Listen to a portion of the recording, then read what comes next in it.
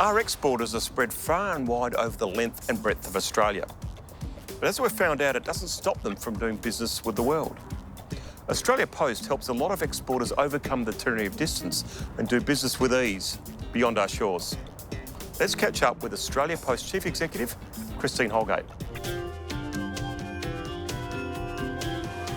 So Australia Post is not just about sending parcels overseas. What other services do you provide SMEs? Australia Post offers many different ways that we can help small businesses. People often don't know that 94% of passports happen right in Aussie Post. And of course, we help many small businesses with foreign exchange. Western Union is a way that we partner with those and we enable money to transfer between the different markets as well. But we also offer businesses in Australia the opportunity to go onto our platforms, like our platform with Tmall going into China or into Singapore with Lazada or into Indonesia, which gives them a chance to test those markets. We also have a capability that for a business in Australia, if they're doing e-commerce internationally, we now have an opportunity to help them have a returns policy. That's really important because often when a customer is buying from overseas, they wonder, well, if I don't like it or it's not what I quite wanted, how do I get my money back and how do I return it? And that's actually a really important step in the development of e-commerce internationally. So what happens if you're a business in a remote location like Uluru?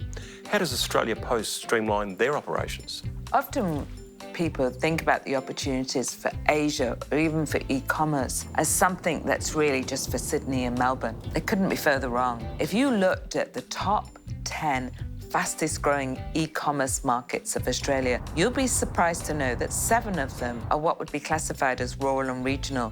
Toowoomba is up there in the top 3. Who would have thought it? But, you know, that really just proves the point that there's a couple of things happening in rural and regional Australia. One, you've got these fantastic, great Aussie businesses really growing. It's the home of innovation, the home of small business.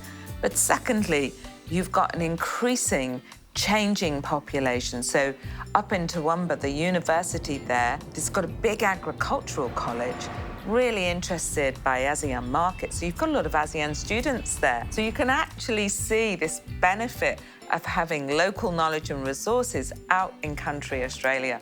It's awesome. So do you provide unique services to businesses in rural and regional Australia? One of the wonderful things about Australia Post is that we are the only business that still visits every home and every business. We're right out there in country Australia. Your post office is your last waving flag. So we play a really important part of those economies. We're visiting those farms. We're in those towns. We're the place where they come in and do their banking.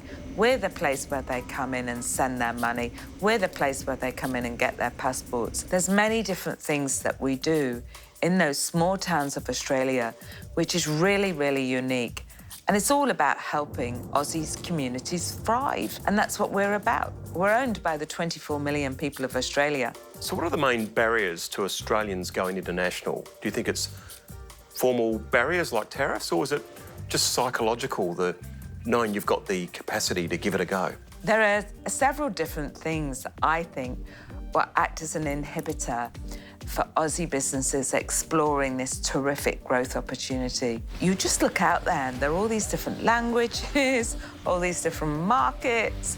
You know, you get to Jakarta and there's all this different traffic, and it just looks so different. It looks overwhelming. And for me, that's why initiatives like the ASEAN single window are so powerful, because they're taking that complexity away for Australian businesses. We've got such great growth here in Australia. It's such an amazing country that sometimes it can make us rest on our laurels a bit too much and not go out there and grab hold of a bigger opportunity.